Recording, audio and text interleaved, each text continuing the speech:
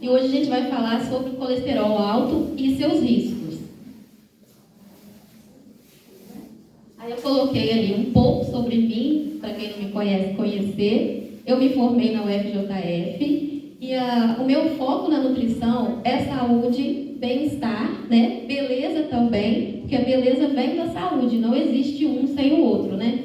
Muita gente me procura para o emagrecimento e eu falo, vamos cuidar da saúde primeiro, que o emagrecimento é uma consequência de cuidados da saúde, né? Quando a gente fala de colesterol, muitos de vocês vão associar a algo ruim, não é? A maioria das vezes que a gente pensa no colesterol é como algo que não é tão benéfico assim, né? Se eu perguntar aqui, eu acredito que muitos de vocês já tiveram colesterol alto, né? Ou conhecem alguém que já teve.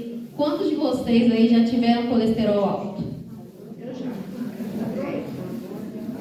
Tá vendo? É algo bem comum, né? A gente leva como normal, mas não é, né? É muito importante a gente atentar pequenos sinais, porque o colesterol alto não é algo que a gente deve aceitar como normal, né? É importante a gente saber os riscos desse colesterol elevado, que é tão banalizado hoje em dia, né? A gente tem que fazer exame de sangue para saber.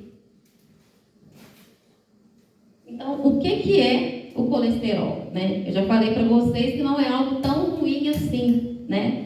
E ele não é ruim por quê? Porque a gente precisa do colesterol para viver, né? A gente tem colesterol, a gente produz o colesterol.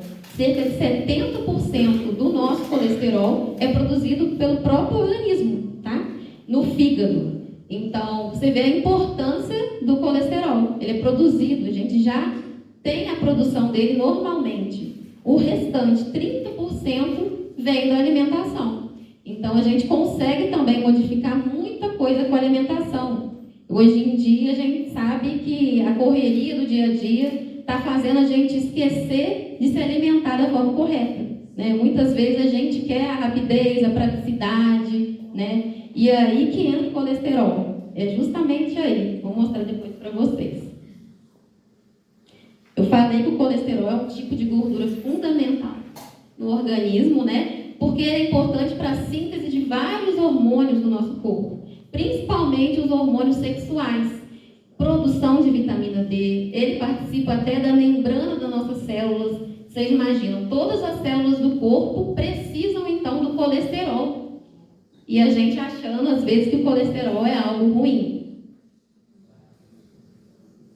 Aí que vem a gente entender o que é ruim no colesterol e o que ele tem de benefícios, né? Eu falei que ele participa do nosso organismo. Então, ele participa de várias atividades, síntese de várias vitaminas e minerais, mas a gente tem dois tipos de colesterol. Um que a gente chama de colesterol ruim e o que a gente comumente também chama de colesterol bom.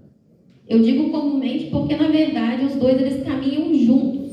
Precisa de um e precisa do outro. É sempre aquele equilíbrio mesmo. Precisa do equilíbrio entre o colesterol ruim, que a gente chama de LDL, e o colesterol bom, o HDL. O que o colesterol LDL tem de diferença para o HDL? O HDL ele é considerado bom porque ele faz o transporte, então, da gordura das artérias de volta para o fígado, que é onde ele é produzido. E ali ele é excretado. Então, a gente não absorve toda aquela gordura, aquele colesterol.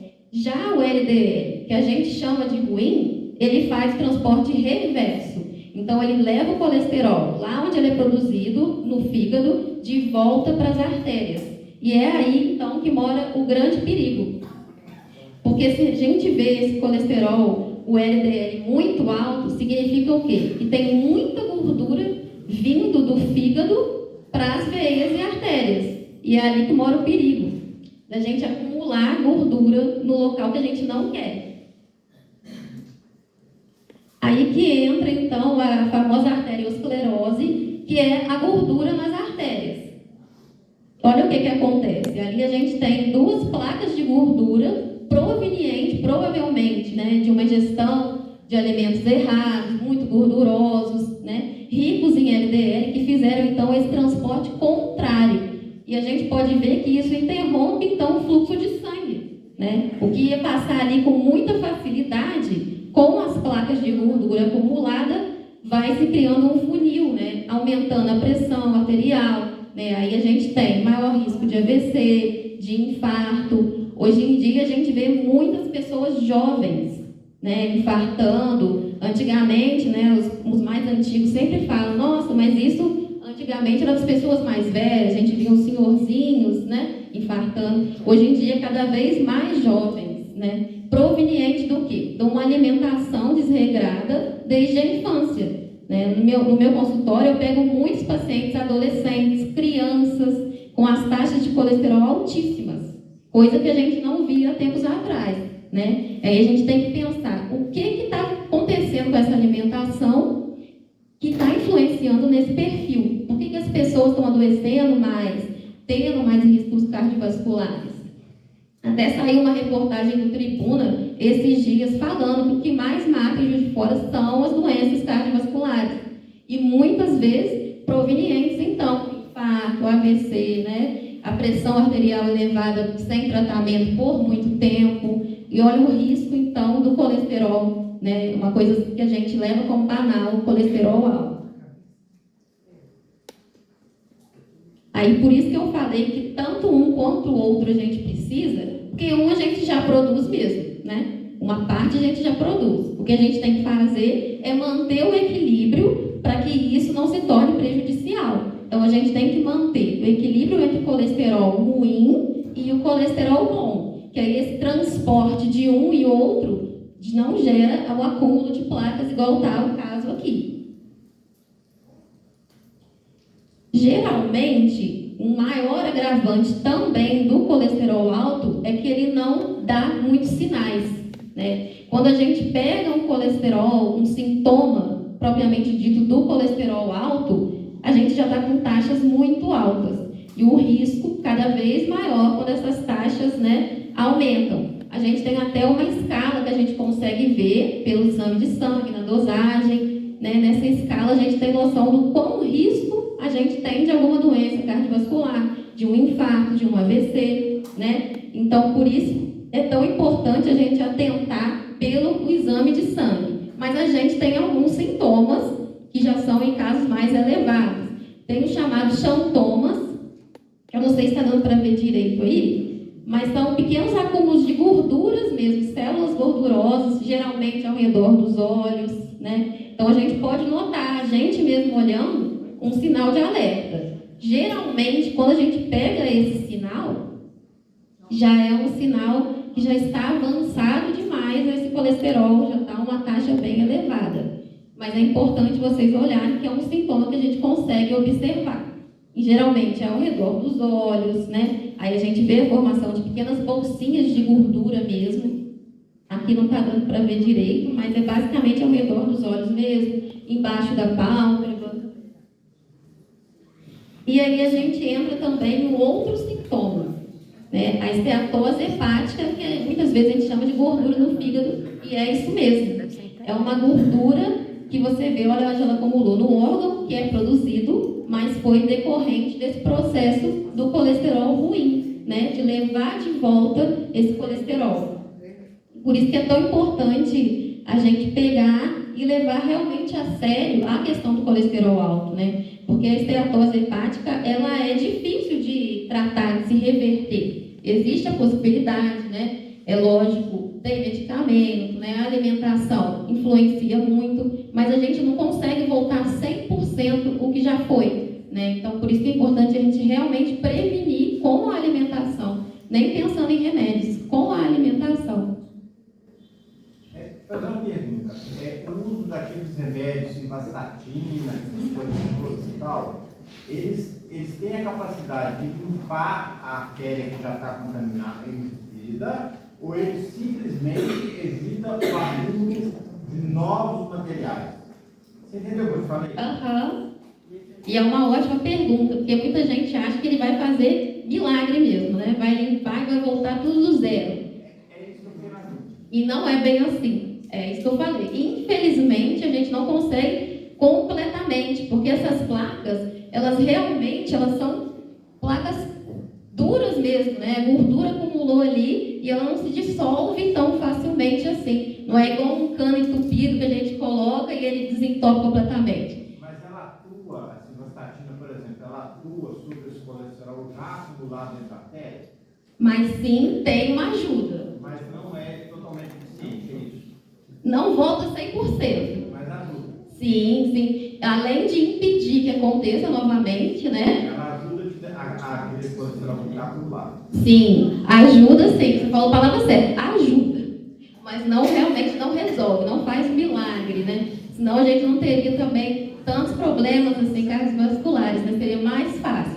Mas sim, ela ajuda, né? Evita que tenha mais acúmulo também e consegue sim fazer uma camada protetora, né? Mas sempre a alimentação é importante também, até para quem toma o remédio, né? Quem toma simvastatina, rosuvastatina, às vezes acha que pode se alimentar de alimentos gordurosos, que o remédio ele vai sanar isso. E não é bem assim, é aliado os dois mesmo. A medicação e a alimentação tem que sempre ser melhor, né?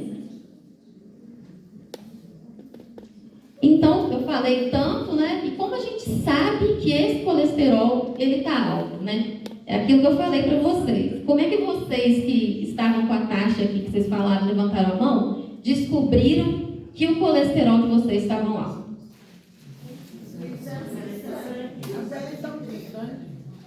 Todo mundo foi pelo exame de sangue, então.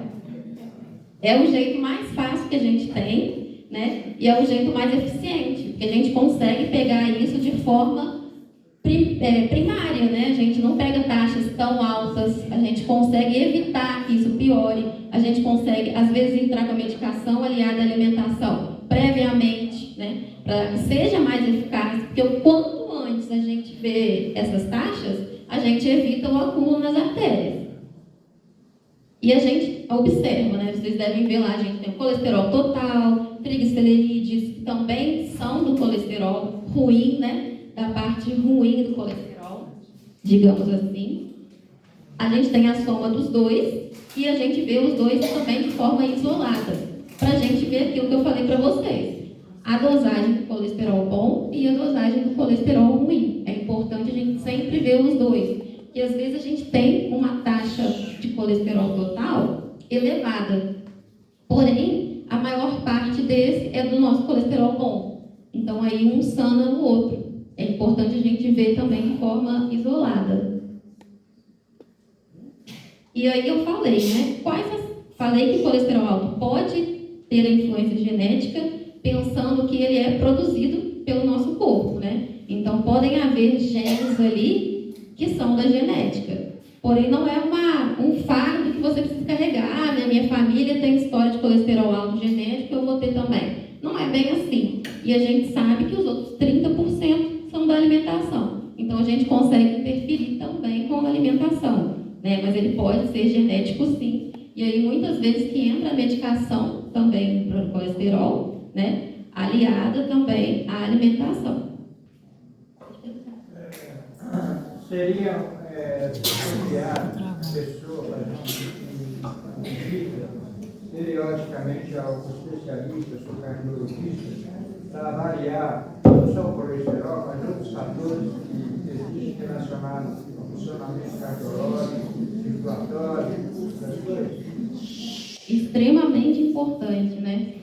A gente ir regularmente no médico, seja a especialidade que for, né? É um exame simples, é um hemograma completo, uma coisa, né? Que é do mais básico que a gente pede, não é nada muito difícil. Eu falo que pelo menos 2 vezes por ano, né? Se a pessoa não tem outra doença, né? Muitas vezes a pessoa nem sabe que tem alguma coisa. É importante a gente sempre fazer a nossa taxa de perfil lipídico, né? É sempre importante realmente ir ao médico, ir ao nutricionista, né? Procurar auxílio é importante. E é uma coisa simples, né? Não é nada demais fazer exame de sangue e a gente consegue ver tanta coisa de forma prévia, evitar tanto problema, né? A gente consegue evitar muita coisa através de apenas uma taxa de colesterol. Então é importante demais a gente fazer exame de sangue regularmente, né? E levar também. Às vezes tem paciente meu que não retorna. Aí eu fico cobrando lá, fez o exame, mas não me levou. Aí também a gente tem que observar, né? Tem que ter um olhar atento para conseguir ver as entrelinhas do exame também. Eu queria perguntar? Essas frituras como coxinha, esses enroladinhos que se vendem, essas lanchonetes por aí, aquilo ali também ajuda no colesterol, né? Aqueles óleos já vencidos, né? Aquilo é um veneno tremendo também, né? Qual que é o nome do senhor? Januário. O Januário fez uma pergunta que muita gente aqui deve querer perguntar também, né? Ele falou das coxinhas, não é? Pastel, enroladinho, o lanche de rua, né? Das lanchonetes. Eu vou chegar lá, mas já adianto que a notícia não é muito boa, né? Você pode imaginar. Né?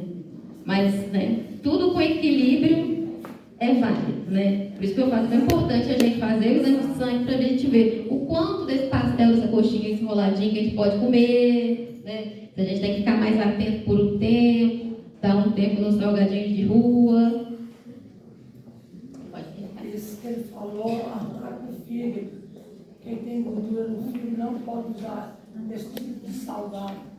Exatamente isso. Coisa assada. Justamente por esse transporte, né, essa gordura que volta para lá, né? Volta para ele, acumula nas artérias, né? E só vai, às vezes, a pessoa só se alimenta assim. Isso vai chegando cada vez num grau maior da gordura do fígado. A gente vê hoje em dia tanta gente, né? Que a gente conhece, que fala que eu tenho gordura no fígado. Provavelmente vem da alimentação. Você sabe bastante coisa, eu acredito. Sabe que não pode fazer, mas é com equilíbrio mesmo que a gente faz as coisas, né? Não dá para ser 8 ou 80. Tanto falei do equilíbrio até do colesterol, a gente tem que ter equilíbrio na alimentação também. Eu separei umas dicas básicas para vocês fazerem para o dia a dia, pensando em evitar realmente o acúmulo de gordura nas artérias, evitar esse colesterol alto. Então, o que a gente faltou ali, que eu tinha colocado? O que a gente deve evitar? Alimentos gordurosos, né? Salgadinhos de lanchonete, enroladinhos, coxinha, pastel. Lembrando que eu falei que a gente deve evitar. Né? Não vou falar que a gente não pode comer nunca mais um salgadinho, né? E até vocês podem me ver também que eu estou comendo. Exatamente isso. Por isso que eu falo que a gente tem que ir regularmente para a gente observar. Será que a nossa alimentação está boa? Né? Será que a gente pode se dar ao luxo de comer certas coisas? Com que frequência? Né? Não é tirar, é evitar. Fazer o máximo dos dias da forma saudável para depois a gente possa também desfrutar do nosso salgadinho, do nosso enroladinho, né? Os alimentos embutidos, né? Presuntado, tudo que vem do mercado, né, de forma assim, mortadela, salsicha, até a linguiça mesmo, a gente sabe que é um embutido. Então a gente deve evitar, né, não comer todos os dias, não colocar feijoada. Exatamente. Exatamente. Tudo isso. Aí. Por isso você está sabendo agora. A carne de peito rosa, aquela gordura amarela, é uma delícia, mas aquilo é um veneno. Parece que vai direto para a artéria, né? Ela nem passa para nada, não. É o que parece para a gente quando a gente vê. Aquela capa de gordura, infelizmente, né, é uma delícia, mas realmente só tem gordura ali, né? Não tem nutriente, não tem nada, infelizmente. Preparações também fritas em óleo, né? Muita gente às vezes come o frango, mas come o frango o quê? Frango com pele, frito no óleo, né? Eu falo sempre, a gente tem que pensar também na forma que a gente faz o preparo das coisas, né? Nem sempre a comida é a vilã. Às vezes a forma como a gente prepara essa comida faz ela ficar pior. É a forma de preparo que também faz a gente escolher o que é um alimento bom e o que não é tão bom assim. Então, hoje em dia, a gente já tem, né, fritadeiras aí sem óleo que a gente pode usar, um assado também, né, igual batata frita, é uma delícia. Mas nem sempre dá pra gente comer ela frita. A gente pode assar, a gente pode fazer na fritadeira sem óleo, também fica gostoso. É uma outra forma de se comer o mesmo alimento. E aí a gente vê que a batata não é tão vilã assim, é a forma como a gente faz. O que a gente agrega nessa batata? Pode perguntar. E lá tem, acho que 41% de gordura saturada. É prejudicial? O óleo de coco, né? O óleo de coco é uma gordura, uma fonte de gordura melhor do que certos óleos, né? Mas também não é tão diferente assim. Eu falo que parece que o óleo de coco, de repente, ele virou uma moda. Alguém falou que o óleo de coco é melhor de todos e ele foi eleito o melhor de todos. Mas é também uma fonte gordurosa, né? É uma fonte de gordura melhor. Mas também temos o óleo de soja, o próprio óleo de soja. Ele é tão condenado, mas com a quantidade certa, ele também não é uma opção ruim. Falo que é mais a quantidade do que a gente coloca do que propriamente dito o que é. Então, o óleo de coco não é uma fonte ruim, você pode continuar com ela. Depende também da quantidade que você coloca, né? Se você coloca muito óleo de coco e colocaria menos óleo de soja, é até melhor que você colocasse óleo de soja. Então, depende realmente da quantidade. Respondi? O azeite também é uma ótima fonte de gordura boa. Antigamente até tinha aquele mito também do azeite aquecido, né, que seria tão ruim. A gente hoje em dia já sabe que não é verdade, não é bem assim, né? A gente pode usar também o azeite para aquecer. Eu até oriento que a gente use, e minhas pacientes sempre falam, eu vou fazer na fritadeira sem óleo, eu posso colocar óleo? Coloca o azeite. O azeite é melhor nesses casos. E você vê que ele é aquecido e ele é uma melhor opção, né? A gente pode salpicar o azeite, é melhor do que o óleo, porque a gente tende a colocar mais. E o azeite é uma gordura melhor do que o óleo. E o óleo de coco? E a gordura de coco? Eu já estava esperando, até agora ninguém perguntou da banha.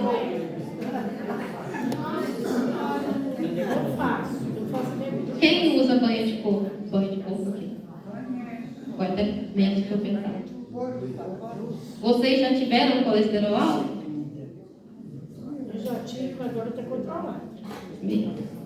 Achei que todo mundo ia falar assim, sim! Mas, o que acontece? Eu particularmente não gosto muito da banha de coco. Por quê? Porque geralmente a quantidade que se coloca da banha de coco é um pouco mais excessiva do que o óleo. Você achar que ela realmente é uma fonte super saudável, né? É uma gordura maravilhosa, e não é bem assim. Mesmo as gorduras boas, a gente tem que usar moderadamente, porque é uma fonte de gordura.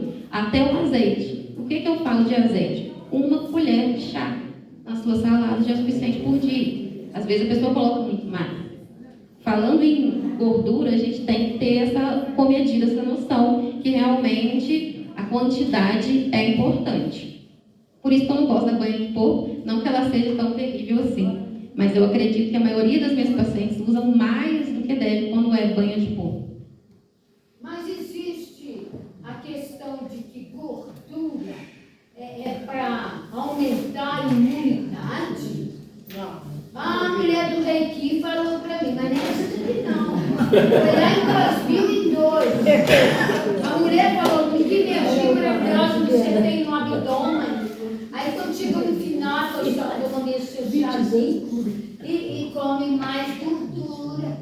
Eu falei, para que gordura? Mas você sabe que faz sentido, né? É para aumentar a sua imunidade. O que eu falei no começo, vocês lembram? Como é que é isso? E o colesterol, ele trabalha também com funções primordiais no corpo. A gente precisa do colesterol para fazer síntese de vitamina, que trabalha na imunidade, igual a vitamina D. Ela precisa do colesterol para que a gente absorva ela mesma. E a vitamina D, a gente já sabe que ela trabalha na imunidade. Então, realmente, faz sentido, né? O Então, colesterol. Para mim não fazia mal por causa da minha Reiki, a força na abdômen. Eu sei trabalhar. Tá bom, Zé, tá bom. E dorme boa pessoa, como bem. Aí, genética maravilhosa. Aí eu queria saber. Alguém queria perguntar, né? Aqui, sobre o sorvete, que diz que o sorvete tem muita gordura ruim. E também o pessoal fala muito sobre o glúten. Como que funciona o glúten? Tem alguma influência, alguma coisa no colesterol, tirando o glúten, evitando... Porque o glúten diz que é muito inflamatório para o organismo, não é? É isso mesmo. O que acontece com o sorvete? Primeiro pensando. A gente está falando daquele sorvete do mercado. Aí o que ele é? Ele é industrializado. Infelizmente, para ele ficar gostoso, para ele durar, tem ali muita gordura que não é uma fonte tão legal, né? Não é uma gordura do abacate, por exemplo, que a gente sabe que o abacate é uma gordura saudável. Esse sorvete é industrializado. Se fosse feito em casa, talvez seria melhor. Então, sempre a gente tem que ter essa atenção no mercado, porque os industrializados têm coisa ali para que eles durem, né? Tem coisa ali para o sabor deles ser melhor. Então, é importante a gente sempre atentar que o industrializado realmente não é uma fonte boa de gordura. O glúten é o caso do óleo de coco. O óleo de coco virou querido e o glúten virou o vilão total, né? E não é bem assim. É o equilíbrio mesmo. E não necessariamente o glúten tem a ver com o colesterol alto. Muitas vezes, um hábito puxa o outro, né? Muitas vezes a pessoa, ela come muito glúten com o quê? Pão com gordura. Às vezes é um sanduíche. Geralmente a gordura e o carboidrato acabam andando muito junto. Então a gente tem que ter essa malícia que às vezes um anda junto com o outro. Mas total, isoladamente, o vilão o glúten é o vilão do colesterol? Não necessariamente. Eu falo do ponto de vista da psicologia, os nutrólogos colocam toda a culpa nos alimentos, que entra pela boca, né? Os psicólogos vão por um caminho um pouco alternativo. Depende da maneira como a pessoa absorve o que entra ali. Hoje a gente está vivendo uma ansiedade, estresse, dívidas, problemas de todos os tipos. Isso faz com que o organismo não aproveite como deveria os alimentos. Então o alimento não é o vilão, como você falou, nem a genética pode ser também a vilã. Relativizar isso e pensar como nós estamos. Eu me lembro, citando aqui o professor meu, Rubem Alves, da Unicamp, ele disse, 2 moças vão ao baile, está chovendo, todas 2 muito decotadas. Uma arranja namorado e dança a noite inteira. A outra fica no chá de cadeiro tremendo, triste da vida, torcendo para a hora passar depressa. E sai. Qual das 2 vai amanhecer gripada? Então a gente tem que pensar como nós estamos por dentro para responder aquilo que vem de fora e não colocar o vilão só o que vem de fora. Não é que isso aqui não faz sentido de jeito nenhum, não estou desqualificando tudo que você está colocando. Estou dizendo que é preciso ver como é que o organismo responde a isto, com mais ou menos felicidade, com mais ou menos afeto. Eu já falei sobre isso aqui em outra época. Então é preciso pensar, buscar afetividade, amorosidade, diria o Paulo Freire, né? Para a gente aproveitar melhor. Eu costumo dizer que nós todos somos bipolares. Temos 2 polos. Um polo que aproveita o que é bom do colesterol e o outro polo que não aproveita. E quem é que dirige isto?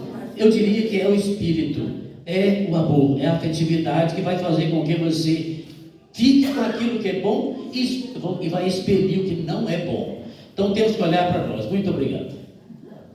Faz todo sentido, né? Porque não é uma máquina isolada, né?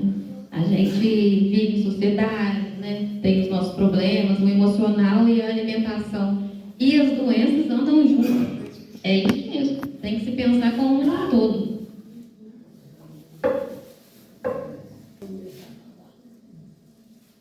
Pegando um gancho no que ele falou, existe a possibilidade de você ter um colesterol alto, evitando praticamente essas coisas, não tem? Com certeza. A explicação melhor é esse lado psicológico da coisa? Também interfere. A gente sabe hoje em dia que a ansiedade ela pode aumentar também o colesterol. Isso acontece muito também. Aí entra o fator genético também, né? Mas a gente consegue modificar isso com a alimentação. Incluindo fontes melhores, a gente faz esse balanço e consegue estabilizar aí esse colesterol, sim, né? Mas um depende do outro. É isso que eu falo. Porque às vezes a pessoa acha, a medicação sozinha, não. A alimentação sozinha, também não. Não tratar o psicológico. Então, um precisa do outro. É um conjunto mesmo, né? Parece que é muito difícil, mas não é. Isso é escolher cuidar de você, né? O quanto você quer cuidar de você. Que realmente a gente sabe que está tudo interligado. A atividade física, alguém falou aí também, muito importante. Eu daí ia chegar lá, mas vocês já estão mais adiantados que eu. A atividade física, a gente sabe que tem o poder de aumentar o colesterol bom. Então, ela faz esse equilíbrio também. Que a pessoa estiver com a taxa de colesterol ruim alta, a gente consegue fazer esse equilíbrio também com a atividade física junto. Eu falei do que a gente deve evitar, então agora eu vou falar do que a gente deve incluir. Faltou ali escrito, mas é isso. Preferir, então, alimentos com menos gordura, né? Os enroladinhos, aquelas carnes gordurosas, a gente deve evitar. O leite integral, quando a pessoa já está com colesterol alto, né? Não estou falando para ninguém tirar o leite, se não sabemos nem se esse colesterol está elevado. Mas dá preferência para quem já está com colesterol alto. Leite desnatado, né? O iogurte natural desnatado, queijos brancos, evitar os queijos amarelos, que a gente sabe que o colesterol ali é mais elevado. Dá preferência para carnes magras, feitas da forma certa também, que, igual eu falei, muita gente fala e é verdade. O frango é uma carne mais magra, mas tudo depende do jeito que você faz, né? Se você fizer um frango frito também, então aí a gente já agregou a gordura. Essa carne já não é tão magra mais. Incluir fibra também. A gente sabe que a fibra atua na função intestinal. E é muito importante o intestino estar funcionante para a gente não acumular também gordura nas artérias. É muito importante por quê? Porque aumenta, então, a sua mobilidade intestinal e realmente vai o quê? Saindo essa gordura. Não é 100% absorvido pelo corpo esse colesterol. Tem que estar sempre em movimento, realmente. Tem que estar tudo funcionando para que o organismo consiga fazer o papel dele, né? Que é isso que tem que ser feito. Uma parte tem que ser excretada também, não pode ficar acumulando no organismo. Por isso é importante a gente incluir cereais integrais, sementes, grãos, incluir o azeite de oliva, né? Tanto falei do azeite, 1 colher de chá de azeite na sua salada por dia já é suficiente. Também não precisa de ficar agregando azeite em tudo quanto é coisa, não.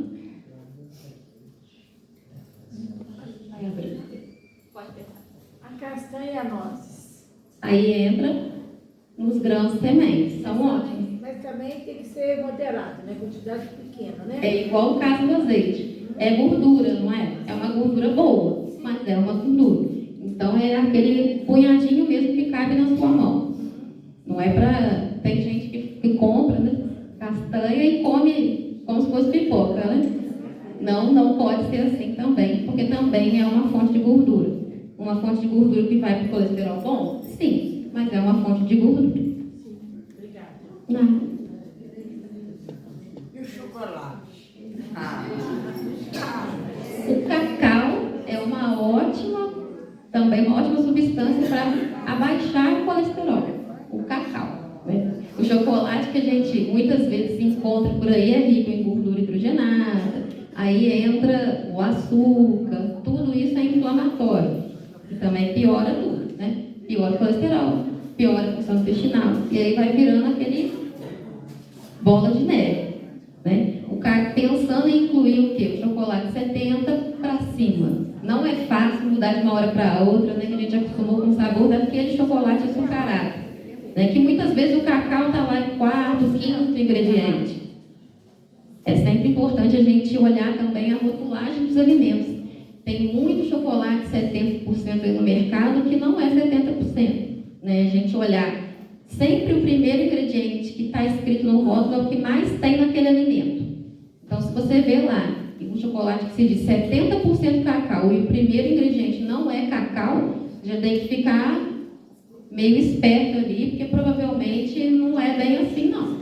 Então, a gente tem que olhar, comprar com consciência, né, no mercado, olhar a rotulagem, se adaptar a isso, porque cada vez mais tem coisas nas entrelinhas. Mas o cacau, ele é ótimo. Jéssica, me perguntaram aqui sobre vinagre de maçã. Vinagre de maçã. Gente, vocês estão muito adiantados. Eu vou falar disso. Vou seguir.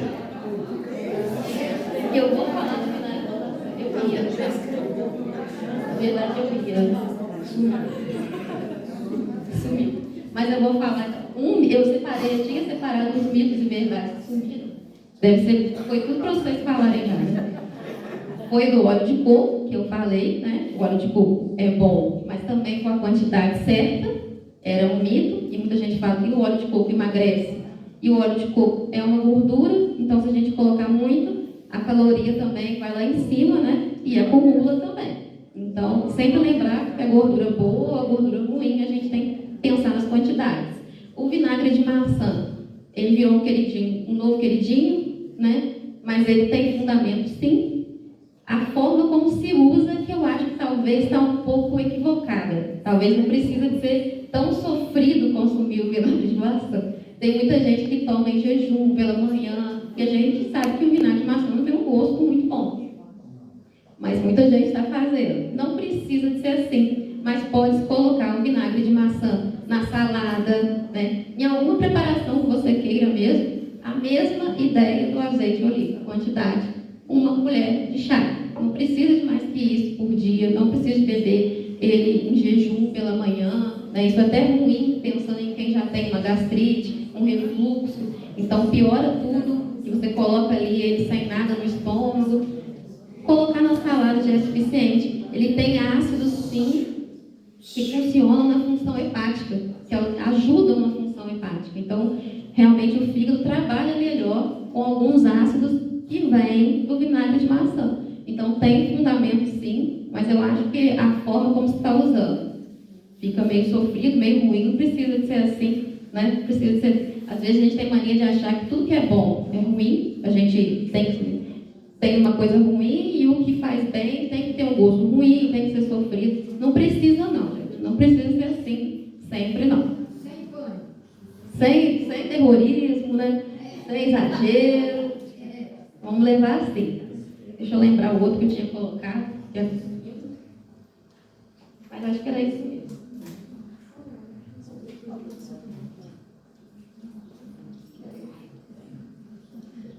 Aí eu coloquei uma receita. Não é sofrido também, apesar dos ingredientes, talvez vocês vão achar que vai ficar muito ruim. Mas não vai não. Tá? Não é igual vinagre de maçã de manhã, em jejum, não. Todo mundo já deve ter escutado que a berinjela baixa o colesterol. Né? Todo mundo fala isso, e é verdade.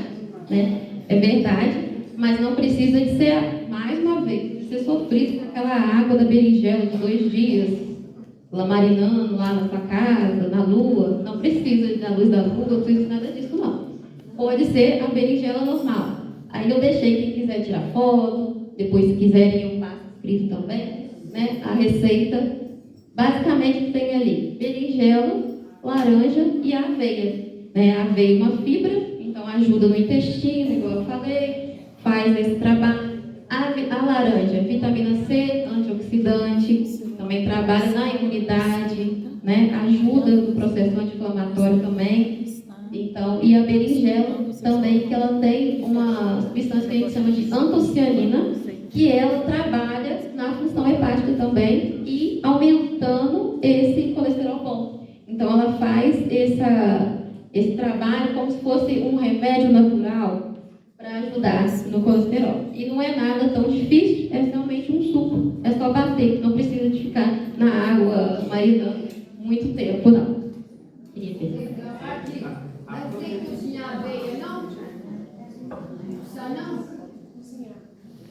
A proteína de soja, o extrato de soja, o leite de soja, é uma boa fonte de proteínas ou não? soja é uma ótima fonte de proteína. A soja... Aquele leite de soja, aquele branquinho, faz bem? Sim, hoje em dia eu até recomendo, é bem melhor do que os leites que a gente compra no mercado.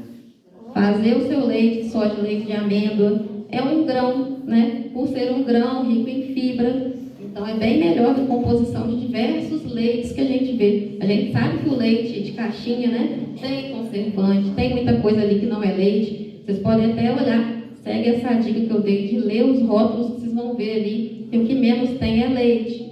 E realmente não tem trazido tanto benefício, né?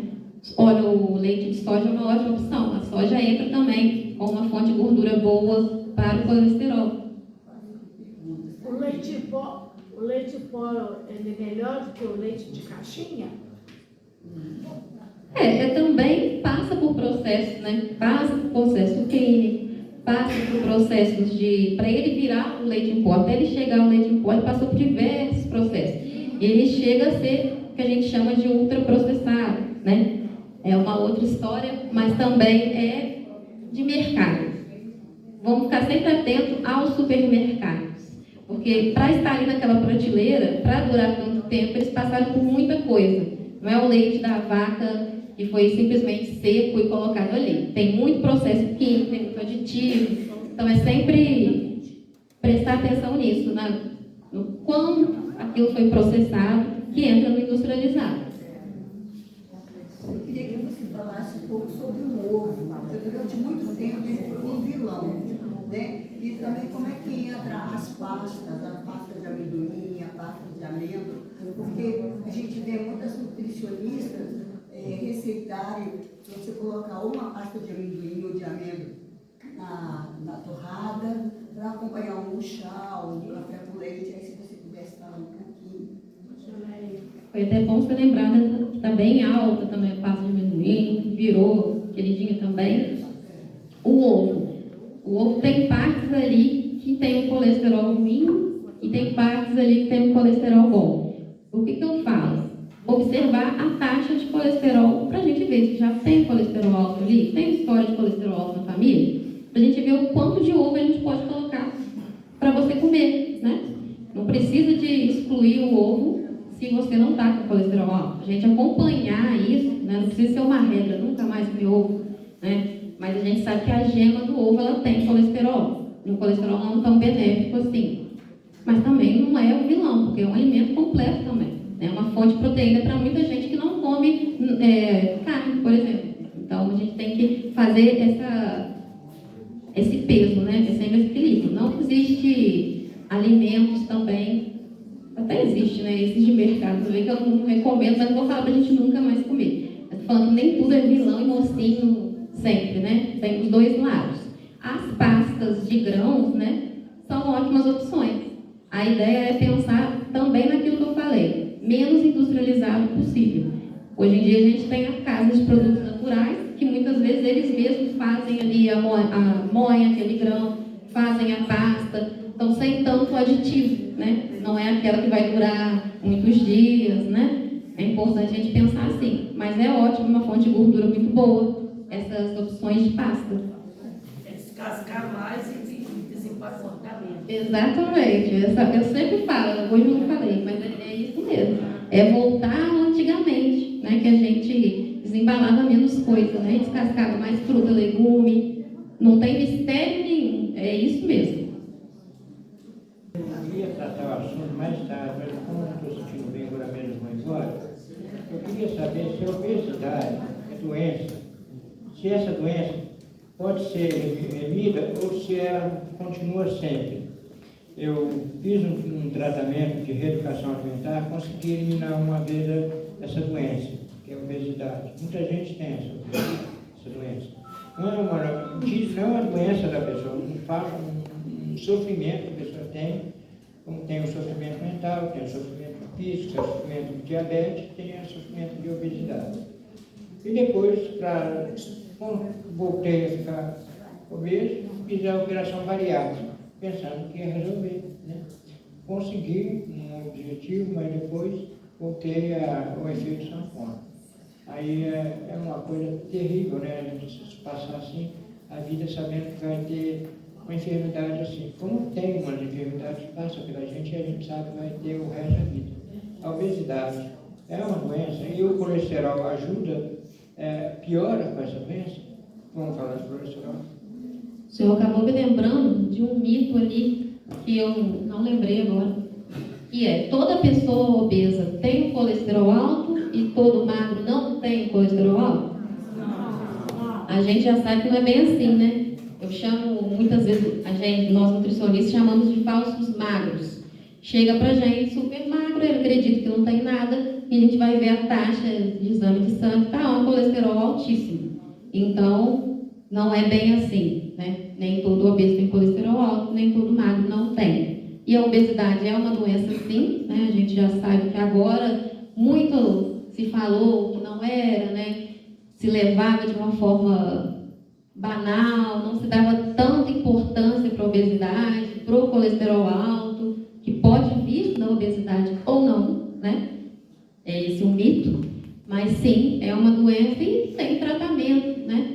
O que envolve a obesidade são muitos fatores, como bem colocou, a questão mental, muito importante no tratamento da obesidade, né? A prática de exercício físico aliada à alimentação saudável, né? E realmente recaídas, né? Existem altos e baixos da vida, mas tem tratamento, né? Sempre buscar correr atrás disso, porque realmente é uma doença, mas tem tratamento, né? Não é nada que você não consiga modificar, você consegue modificar, né? Sobre o leite em pó, que foi dito ainda há pouco, eu trabalhei em laticínio. O leite em pó é bem mais recomendado pelo seguinte fator: ele não entra produto químico para ele se transformar em pó. Ele é um leite fervido e concentrado, que ele chega a uma temperatura que ele fica grosso, como se fosse um leite condensado. E ele entra num cone onde é rodado uma velocidade de 1.800 rotações para que ele se transforme em leite em pó. Então, portanto, ele não tem aditivos químicos. Ele é feito diretamente do próprio leite. Está certo? Não é sempre assim. Pode discutir, porque a discussão faz parte. Não é sempre assim, né? A certeza de que não tem. Hoje em dia eles até colocam bastante vitaminas para agregar naquele leite, mas a gente sabe que não é tão certeza assim da rotulagem. E também vai ser o preço. Antes, o conservante ele pode entrar antes do leite, entendeu? Para evitar que esse leite venha a azedar, entendeu? Ele perder a densidade dele, a acidez dele, entendeu? Mas quando ele entra, quando ele é selecionado para ser concentrado e depois se transformar em pó, ele entra puro.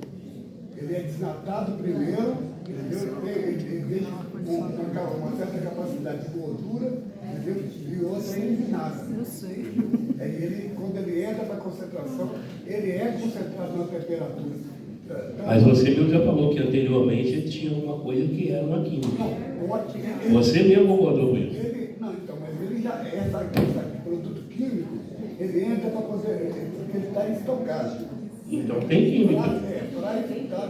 Tem química, então. Antigamente a gente colocava só na cáustica para poder evitar, para que ele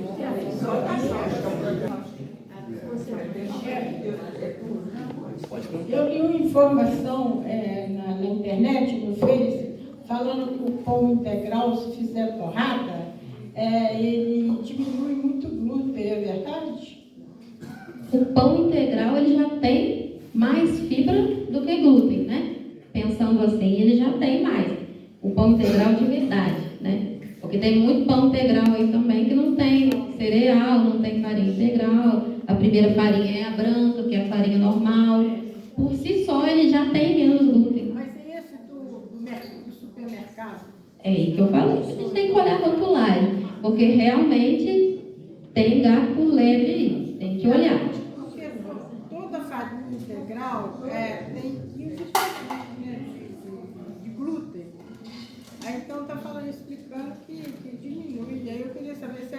saber essa informação.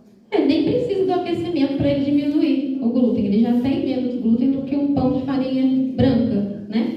Ele tem ali as fibras também, a farinha com as fibras, que mistura para fazer o pão. Então vai menos farinha branca, né? Aí a gente tem que olhar qual pão integral a gente está comprando. Olhar lá os ingredientes mesmo. Se a primeira ingrediente do pão, desse pão é a farinha integral, são fibras, que aí menos glúten ele vai ter.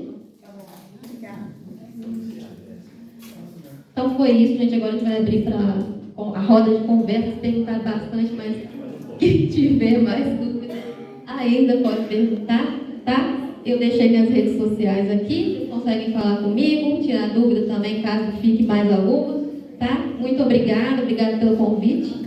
Espero voltar mais vezes.